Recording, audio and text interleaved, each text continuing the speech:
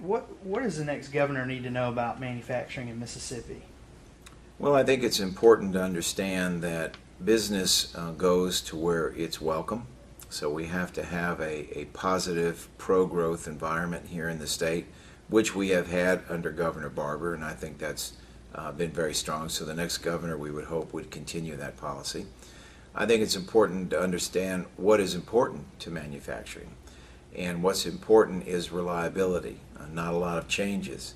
To have a tax code that is fairly transparent and that the taxes are competitive with other states and other countries around the world with whom we are competing today.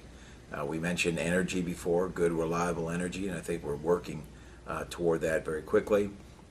Probably the biggest area and the most important area for manufacturing, and I dare say most businesses in general, is workforce. We've got to continue to invest in our workforce to provide the kinds of training that's needed for the 21st century manufacturing that I mentioned before is more advanced manufacturing. It requires greater skills, more knowledge.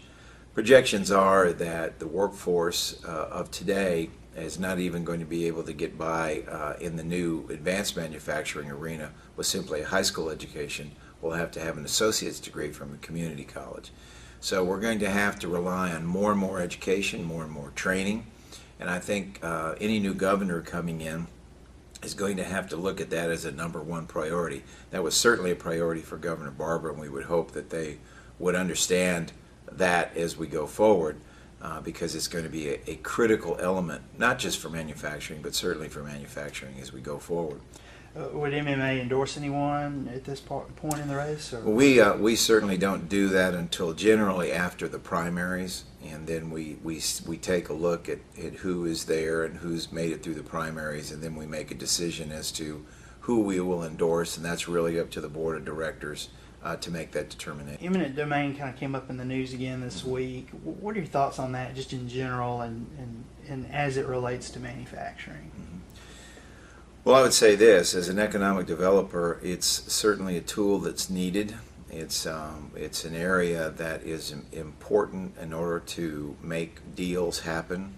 Virtually every major business deal that has occurred over the last 8 years and beyond that has been presented to the legislature has had some element of eminent domain in it, and the legislature has almost universally voted for those programs.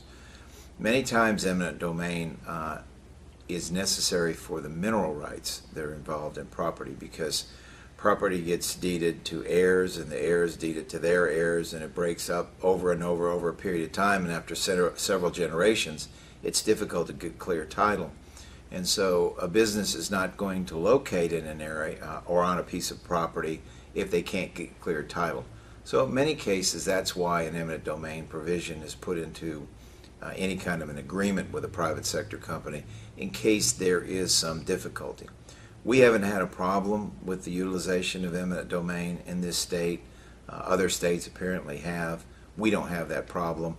We think it's a critical tool for future economic development projects, used wisely, used in accordance with the rules, regulations, and guidelines. And if it follows that, we think that it has some merit in terms of going forward. Manufacturers find themselves in a global marketplace today. We are competing with countries around the world that 20 years ago nobody was looking at, but today are powerhouses in terms of their manufacturing capabilities. China comes to mind, but they're not the only ones. A lot of the emerging economies in Southeast Asia, in Latin America, even Eastern Europe, are beginning to compete with our traditional industries here in the United States and here in Mississippi. And so we have got to look at that. We've got to understand what that means, and we've got to have effective pro-job, pro-growth policies here in the state in order to be competitive, because we are competing with other states in the United States, but we're competing with other countries around the world. And we've got to understand what it's going to take to be competitive in the 21st century. It's different than what we did in the 20th century and certainly the 19th century.